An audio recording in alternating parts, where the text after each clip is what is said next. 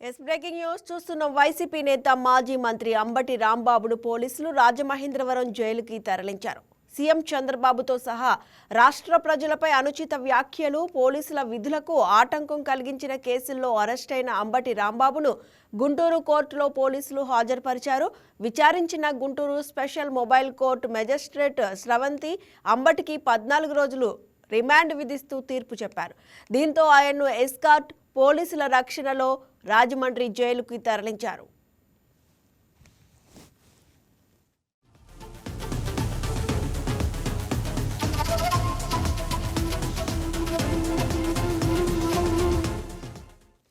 Case విచారణలో భాగంగా Ambati రాంబాబుకు remand విధించాలని పోలీసుల తరపున సీనియర్ పబ్లిక్ ప్రాసిక్యూటర్లు వాదనలు వినిపించారు. అంబటి తరపున సీనియర్ లాయర్ పొన్నవోలు సుధాకర్ రెడ్డి వాదించారు. సమాజంలో అలజడి రేపేందుకు ప్రభుత్వం ఫ్లెక్సీలు ఏర్పాటు చేసిందని అంబటి రాంబాబు ఆ ఫ్లెక్సీలను తొలగించాలని కోరారన్నారు. ఈ నేరాలకు ఆయనకు సంబంధం లేదన్నారు. రాంబాబుపై నమోదైన కేసులన్నీ 7 ఏళ్లలోపు శిక్ష పడే అవకాశం ఉందని, రిమాండ్ వద్దని కోరారు.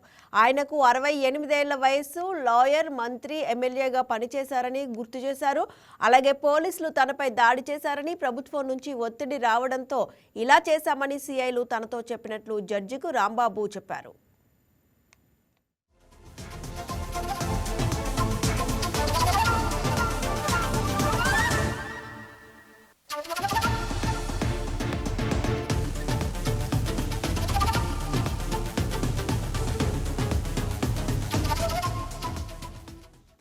అంబటి రాంబాబుపై రాష్ట్ర వ్యాప్తంగా 16 కేసులు నమోదయ్యాయని, ఆయన పోలీసుల్ని దూషించడం, విధులకు ఆటంకం కలిగించడంపై నమోదైనవేనని పోలీసుల తరపున లాయర్లు వాదించారు. సీఎం చంద్రబాబుపై కూడా ఉద్దేశపూర్వకంగా వ్యక్తిగత దూషణలు చేశారన్నారు. ఈ దూషణ వెనుక కుట్రదారులు ఎవరో తేల్చాల్సి ఉందని, ఒకవేళ అంబటిని విడుదల చేస్తే లా అండ్ ఆర్డర్ సమస్యలు వచ్చే అవకాశం ఉందన్నారు.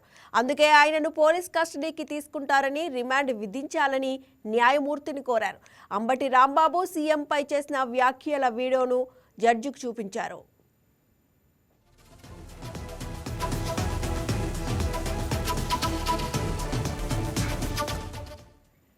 ఇరుపక్షాల వాదనలు విన్న న్యాయమూర్తి అంబటి రాంబాబు వాంగ్మూలం రికార్డు చేశారు. అనంతరం ఈ నెల 13 వరకు రిమాండ్ విధించారు. అనంతరం రాజమహేంద్రవరం జైలుకు తరలించారు. తనను రాజమహేంద్రవరం జైలుకు పంపాలని రాంబాబు కోరగా ఆ మేరకు న్యాయమూర్తి ఉత్తర్వులిచ్చారు.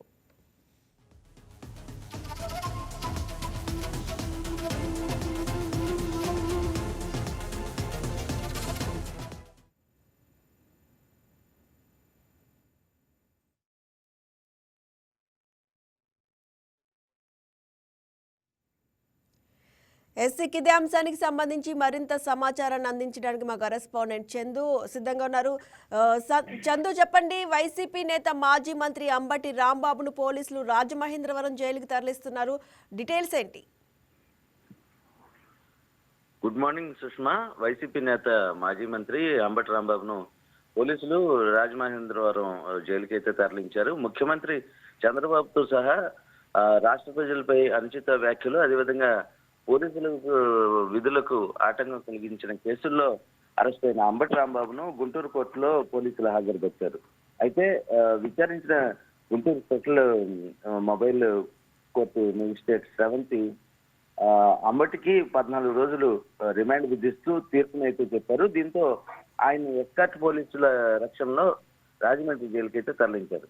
కేసు విచారణలో భాగంగా అంబటి రాంబాబుకు రిమాండ్ విధించాలని పోలీసుల తరఫున సీనియర్ పబ్లిక్ ప్రాసిక్యూటర్లు వాదనలు వినిపించారు. అయితే అంబటి తరఫున సీనియర్ లాయర్ పొన్నవోలు సుధాకర్ రెడ్డి ఆయన వాదించారు. అయితే సమాజంలో అలజడి రేపేందుకే ప్రభుత్వం ఫ్లెక్సీలు ఏర్పాటు చేసిందని, అంబటి రాంబాబు ఆ ఫ్లెక్సీలను తొలగించాలని కోరారన్నారు. అయితే ఈ నేరాలకు ఆయనకు సంబంధం లేదని, రాంబాబుపై నమోదైన కేసులన్నీ 7 ఏళ్లలోపు శిక్ష పడే అవకాశం ఉందని, రిమాండ్ వద్దని కోరారు. అయితే ఆయనకు 68 ఏళ్ల వయసు, లాయరు, మంత్రి, ఎమ్మెల్యేగా పనిచేశారని గుర్తు చేశారు. అలాగే పోలీసులు తనపై దాడి చేశారని, ప్రభుత్వం నుంచి ఒత్తిడి రావడంతో ఇలా చేశామని సీఏలు తనతో చెప్పినట్టుగా జడ్జికి అయితే రాంబాబు చెప్పారు. అయితే అంబటి రాంబాబుపై రాష్ట్ర వ్యాప్తంగా 16 కేసులు నమోదయ్యాయని, ఆయన పోలీసులను దూషించడం, విధులకు ఆటంకం కలిగించడంపై నమోదైనవేనని కూడా పోలీసుల తరఫున లాయర్లు అయితే మాత్రం వాదించారు. ముఖ్యమంత్రి చంద్రబాబుపై కూడా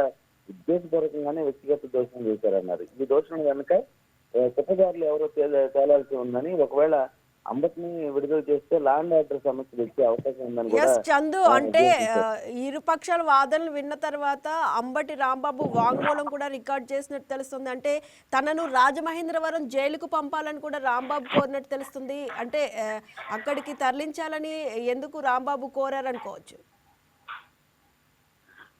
సుష్మా, ఏదైతే న్యాయమూర్తుల దగ్గరికి రాంబాబుని హాజరుపరిచినప్పుడు ఆయనపై పోలీసులు దురుసుగా వ్యవహరించారని, థర్డ్ డిగ్రీ ఉపయోగించారన్న ఇది అయితే మాత్రం ఆయన వెల్లడించారు. అయితే ఈ నేపథ్యంలోనే న్యాయమూర్తి పలు వాదనలు అయితే విన్నారు.